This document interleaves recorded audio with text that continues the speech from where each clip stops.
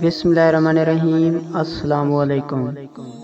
ایک شخص کا ایک بیٹا تھا، روز رات کو دیر سے آتا، اور جب بھی اس سے باپ پوچھتا کہ بیٹا کہاں تھے تو بیٹا جھٹ سے کہتا کہ دوست کے ساتھ تھا۔ ایک دن بیٹا جب بہت زیادہ دیر سے آیا تو باپ نے کہا کہ بیٹا آج ہم آپ کے دوست سے ملنا چاہتے ہیں۔ بیٹے نے فوراً کہا، ابا جی اس وقت؟ ابھی رات کے 2 بجے ہیں، کل چلتے ہیں۔ نہیں، ابھی چلتے ہیں۔ آپ کے دوست کا پتہ تو چلے، باپ نے ابھی پہ زور دیتے ہوئے کہا۔ جب اس کے گھر پہنچے اور دروازہ کھٹکھٹایا تو کافی دیر تک کوئی جواب نہ آیا۔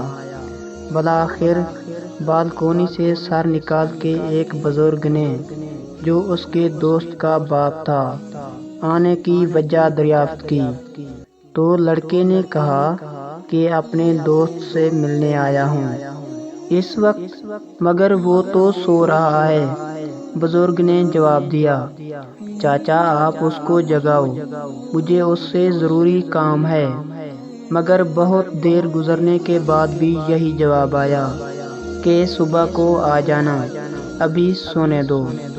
اب تو عزت کا معاملہ تھا تو اس نے ایمرجنسی اور اہم کام کا حوالہ دیا، مگر آنا تو درکنار، دیکھنا اور جھانکنا بھی گوارا نہ کیا۔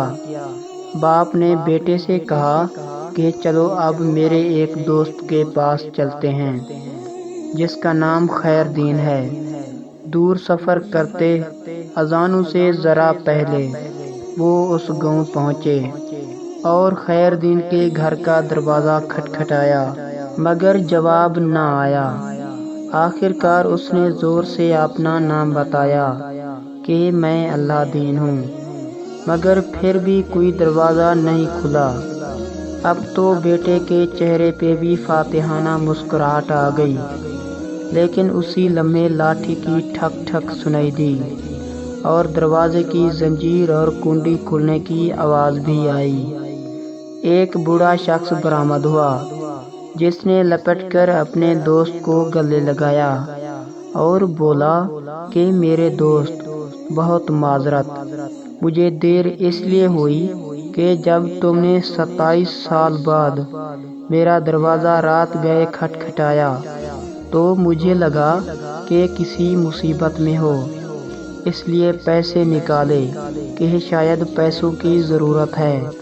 پھر بیٹے کو اٹھایا کہ شاید بندے کی ضرورت ہے۔ پھر سوچا شاید فیصلے کے لیے پگ کی ضرورت ہو تو اسے بھی لایا ہوں۔ اب سب کچھ سامنے ہے، پہلے بتاؤ کہ کس چیز کی ضرورت ہے۔ یہ سن کر بیٹے کی آنکھوں سے آنسو آ گئے کہ ابا جی کتنا سمجھاتے تھے کہ بیٹا دوست وہ نہیں ہوتا جو راتوں کو ساتھ ہو، بلکہ دوست وہ ہوتا ہے جو ایک آواز پر حق دوستی نبھانے آ جائے۔